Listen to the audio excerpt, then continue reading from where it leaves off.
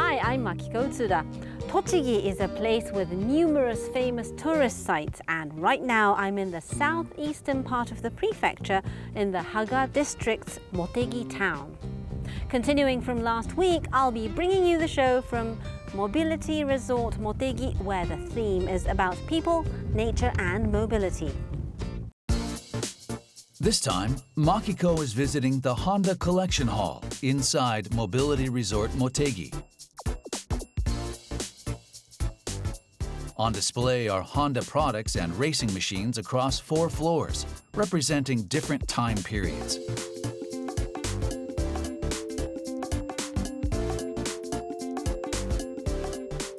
The first thing we see on entering the facility is this ring. We call this object Ring of Dreams. If you look in the middle, you can see the Japanese character for dream. It was written by Soichiro Honda, the founder himself. When he was young, Soichiro had 2 dreams. The first was to become #1 in the world for technology. The other was to use technology for people. First, we go to the floor introducing Honda's early days. This is a product developed by equipping a bicycle with an engine used by the army at the time. Later, Soichiro started developing an original engine. And what he made was this engine called Type A. Motorcycles nowadays have a built-in engine. But initially, engines were attached to bicycles. Exactly! And Soichiro's dream was not only to make products like this, he also started entering his motorcycles in races in his quest to become #1 in the world.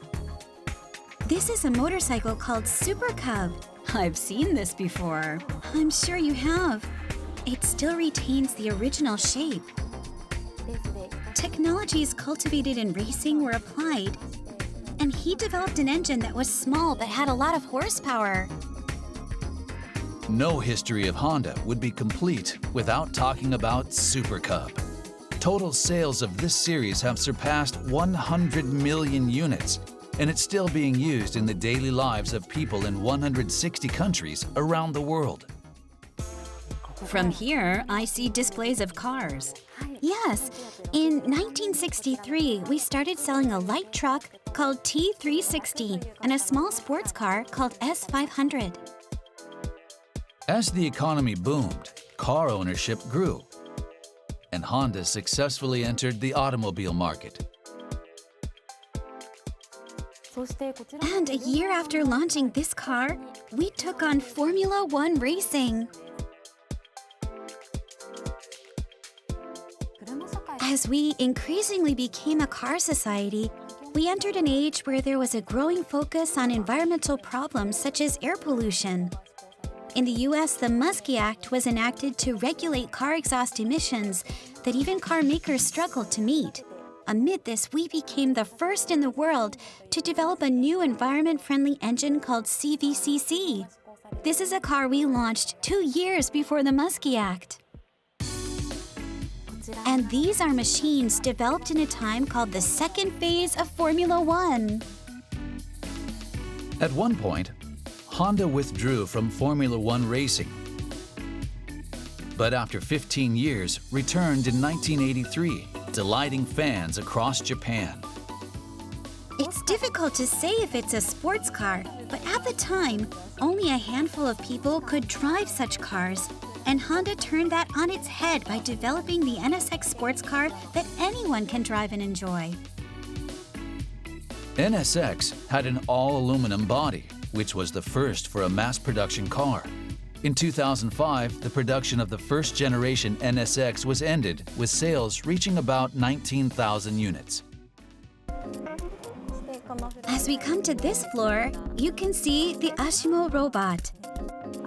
Research on this robot was started with the aim of creating new value. At the time, Ashimo was considered world-leading technology. Yes, it was. You just mentioned world-leading, and I want to show you something else. Something else that's world-leading? Here at Mobility Resort Motegi, We host the world's premier motorcycle race, MotoGP. These are machines that were in that race in the past. In 1986, they also started development of a light jet called Honda Jet. Through unique engine placement, they were able to realize greater cabin space and fuel efficiency. It's also currently being sold in China and India. What's more, they developed Uni-One, a daily use vehicle. It moves in all directions by simply shifting your weight. And as your hands are free, it's a form of mobility that opens up new possibilities. This mobility vehicle really makes me experience the dreams and challenges of Honda. We want to continue communicating the ideas behind our technologies in this collection hall and hope everyone will come and visit. Thank you for today. Thank you.